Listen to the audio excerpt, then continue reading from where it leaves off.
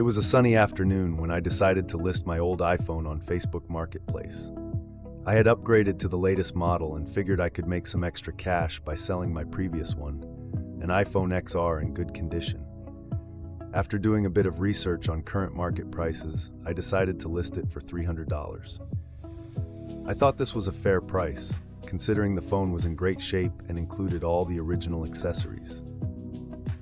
Shortly after posting the listing, I started receiving messages. Some were genuine inquiries, asking about the phone's condition, battery life, and whether it had any scratches or dents.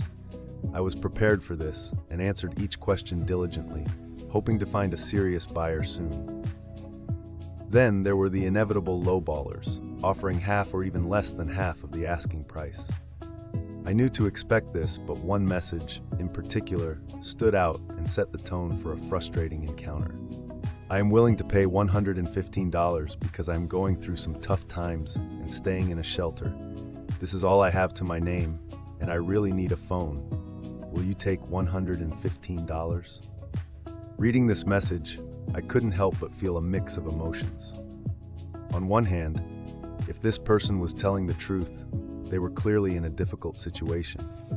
On the other hand, $115 was less than half of what I was asking for.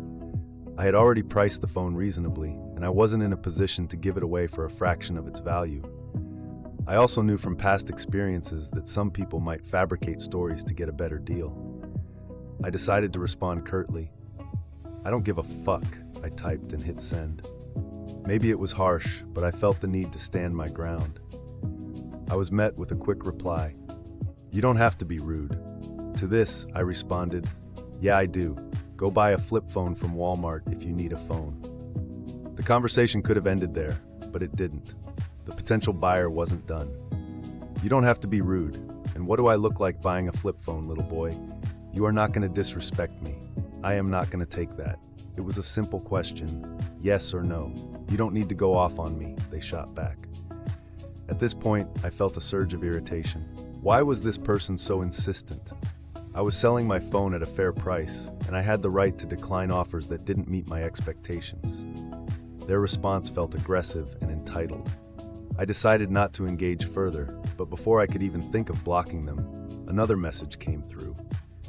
"Nigga, you're not worth my time because I just got an iPhone 14 Pro Max for $450 on Facebook. And by the way, I lied, I have $3,000 to my name, so bye." The sheer absurdity of the message caught me off guard.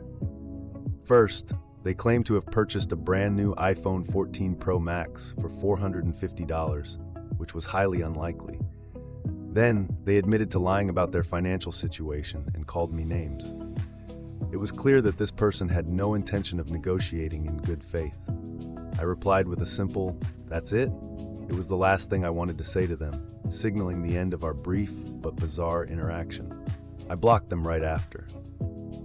As I reflected on the encounter, I couldn't help but feel a mixture of amusement and frustration. Selling items online often means dealing with a wide range of people, from serious buyers to those who will do anything to get a deal. This particular exchange had been one of the more memorable ones. From my perspective as a seller, the experience reinforced a few key lessons. First, it's important to stand firm on the value of what you're selling. There will always be those who try to exploit kindness or manipulate emotions to get a better price. While it's crucial to be compassionate and understanding, it's equally important to recognize when someone is not being truthful. Second, online marketplaces can be unpredictable.